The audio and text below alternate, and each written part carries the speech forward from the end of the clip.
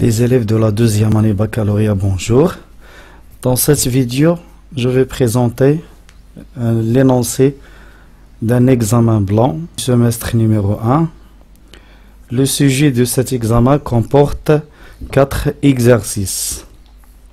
Un exercice de la chimie et 3 exercices de la physique.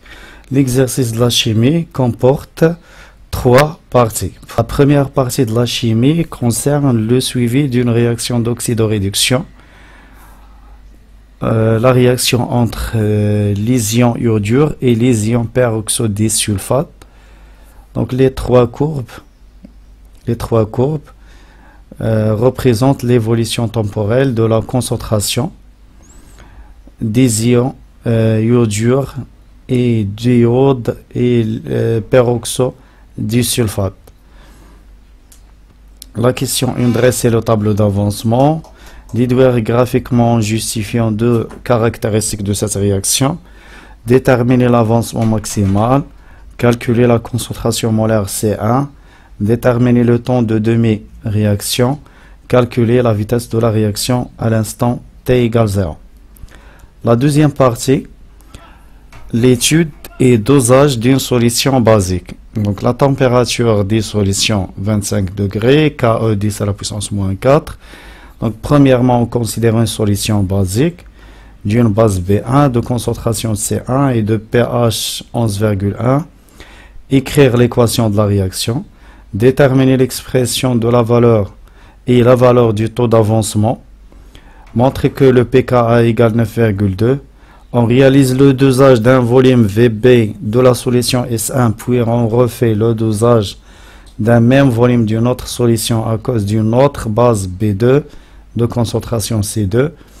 Pour chacun des dosages, on utilise une solution à cause d'acide chlorhydrique, H3 plus Cl-. Les courbes obtenues, ce sont les courbes numéro 1 et la courbe numéro 2. De 1, attribuer chaque courbe de dosage à la base correspondante.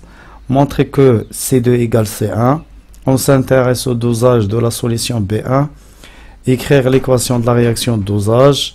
Calculer le rapport, la concentration BH plus sur B1 à l'équivalence. Comparer par 2 méthodes différentes les forces des 2 bases. Les forces, c'est pas montrer qu'une base est totalement dissociée dans l'eau ou réagit totalement dans l'eau. Seulement la comparaison entre la force des 2 bases. Quelle est la base la plus forte par rapport à l'autre? La troisième partie, l'étude d'une pile. Donc une pile de plomb. Les concentrations,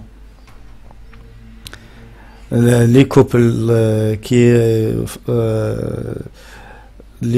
mis en jeu dans cette réaction, la masse molaire de dioxyde de plomb.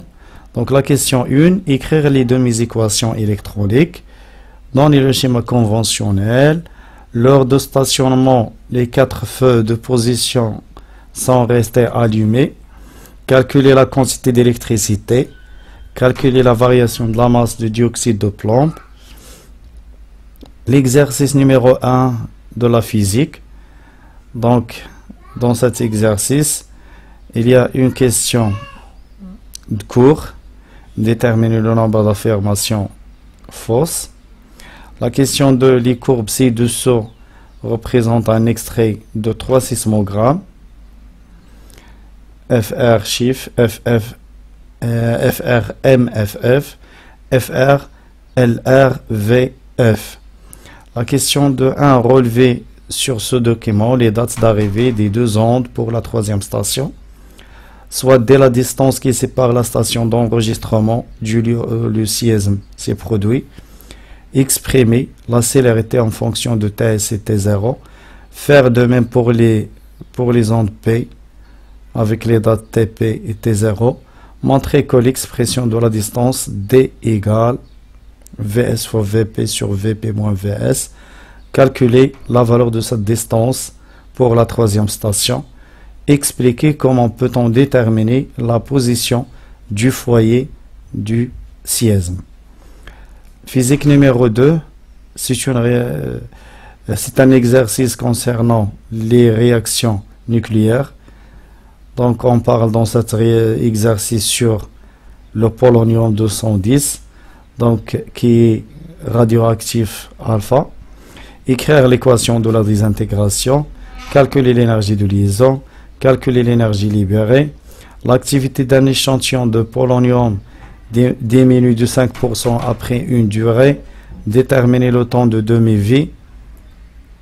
5. Le polonium 210 fait partie de la famille radioactive de l'uranium, c'est-à-dire que c'est un descendant de l'uranium. Donc déterminer A et B. En novembre 208, le colonel du FSB, Alexander Litvinenko, est décédé après 3 semaines d'agonie des suites d'une ingestion de polonium 210. La commission d'enquête estimant qu'il y a en réalité avalé environ 2 microgrammes de polonium, montrait que la dose avalée a provoqué la mort du colonel. Le tabac est une plante qui concentre le polonium dans ses feuilles. Cet élément chimique est par conséquent contenu en traces non négligeables dans les cigarettes.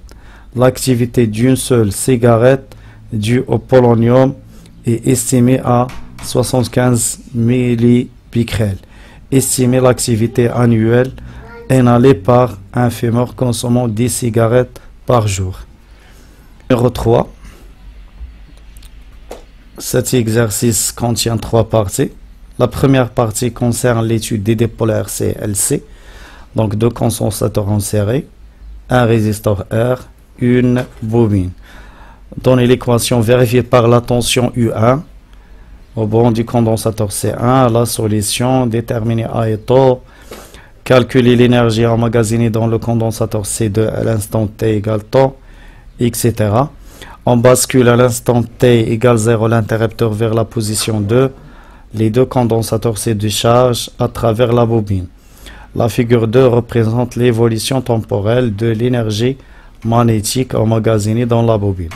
Montrer que l'équation différentielle vérifiée s'écrit sous la forme. La solution de l'équation différentielle. Déterminer la valeur de la phase phi. Trouver l'expression de la période T0 en fonction de LC1. En déduire la valeur de L. Déterminer à l'aide du graphe la valeur de la tension UL à l'instant T égale 1,5 millisecondes. La deuxième partie, l'étude d'un dipôle RLC en régime sinusoïdal. Donc la question 1, déterminer la valeur de la phase. 2, calculer l'intensité maximale Emax et l'impédance Z du circuit. Montrer que la résistance de la bobine est R égale C ohm. Calculer la puissance moyenne consommée par le dipôle AB. La troisième partie, la réception d'un signal modulé. Donc le montage ci-dessous est constitué de 3 étages. Premier étage contenant un circuit LC en parallèle. Deuxième étage contenant une diode et un circuit RC en parallèle. Troisième étage, un dipôle RC en série. Donc la tension modulée s'écrit sous la forme. La question 1, calculer le taux de modulation. La question 2, déduire sur la qualité de modulation. La question 3, déterminer la valeur du produit LC pour que la sélection de l'onde soit bonne. La question 4, dans le détecteur de crête, on utilise un résisteur de résistance R et un condensateur C, montrer que le dipôle RC permet une bonne détection de crête. Voilà l'énoncé de cet examen. Vous pouvez télécharger l'énoncé de l'examen en format PDF à partir du lien ci-dessous. Et bonne chance et merci pour votre attention.